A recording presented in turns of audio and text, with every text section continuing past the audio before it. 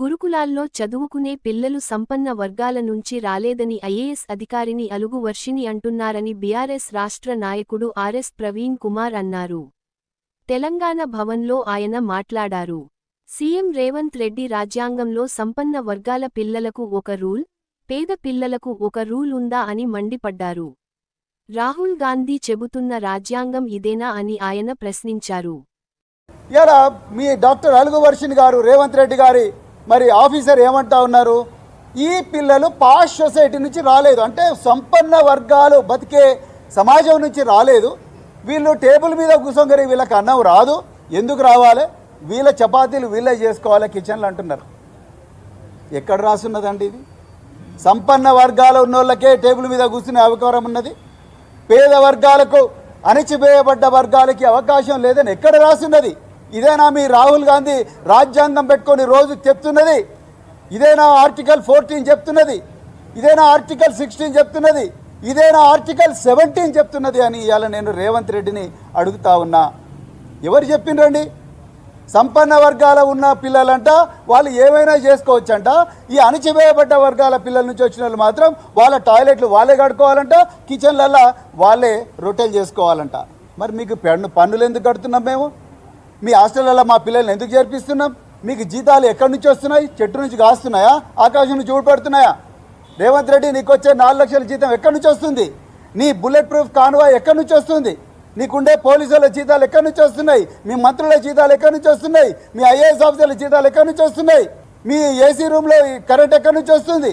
ఇవన్నీ కూడా మేము పేదలు కట్టిన పన్నులే కదా, మా చేత కాదనే కదా ఇవాళ మా పిల్లలందరినీ కూడా మీ హాస్టల్లో పెడితే మీ బాగా చదివిస్తారని కదా. మళ్ళీ మేము అక్కడికి వచ్చిన తర్వాత మళ్ళీ మమ్మల్ని మా రొట్టెలు మేమే చేసుకోమంటారు. మీ కిచెన్ ఎక్కడ పోయింది? మరి మీ కుక్కులు ఎక్కడ పోయినరు? దీని మీద ప్రభుత్వం ఇవాళ సంజాయిషి ఇవ్వాల్సిన అవసరం ఉన్నది.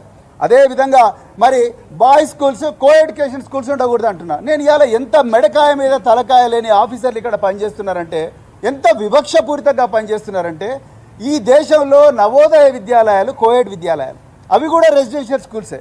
అక్కడ బాయ్స్ క్యాంపస్ ఉంటుంది, గర్ల్స్ క్యాంపస్ ఉంటుంది. అదేవిధంగా ఏకలవ్య మోడల్ స్కూల్స్ కూడా కోఎడ్ స్కూల్సే, బాయ్స్ ఉంటుంది, గర్ల్స్ ఉంటుంది.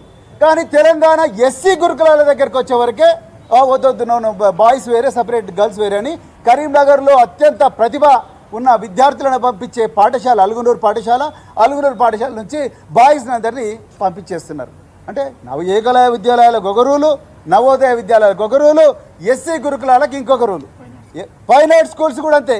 ఫైన్ ఆర్ట్స్ స్కూల్స్ కేసీఆర్ గారు ఆ రోజు ఈ పిల్లలు ఎందుకు ఫిలిం సిటీలో ఉండకూడదు, ఈ పిల్లలు మరి సినిమా యాక్టర్లు ఎందుకు కాకూడదు, దేవిశ్రీ ప్రసాద్ లాగానో, ఎస్పి బాలసుబ్రహ్మణ్యం లాగానో, ఒక చిత్ర లాగానో, ఒక సుశీల లాగానో వీళ్ళు కూడా ఒక గాయకులుగా ఎందుకు మారకూడదు, ఒక సినిమా డైరెక్టర్గా ఎందుకు మారకూడదు, ఒక సినిమా యాక్టర్గా ఎందుకు మారకూడదు, మ్యూజిషియన్స్గా ఎందుకు మారకూడదు అని చెప్పి ప్రతిష్టాత్మకమైన రీతిలో మల్కాజ్గిరిలో సోషల్ వెల్ఫేర్ మరి ఫైన్ ఆర్ట్స్ స్కూల్ పెడితే అందులో నుంచి విద్యార్థులందరినీ, బాయ్స్ని అందరినీ కూడా పంపించేసింది. నీకు బాయ్స్ అండ్ గర్ల్స్ కలిసి చదువుకుంటే అన్ని జాగ్రత్తలు తీసుకొని మేము నడిపించలేదా? స్కూల్స్ నవోదయ విద్యాలయాలు నడిపిస్తలేవా?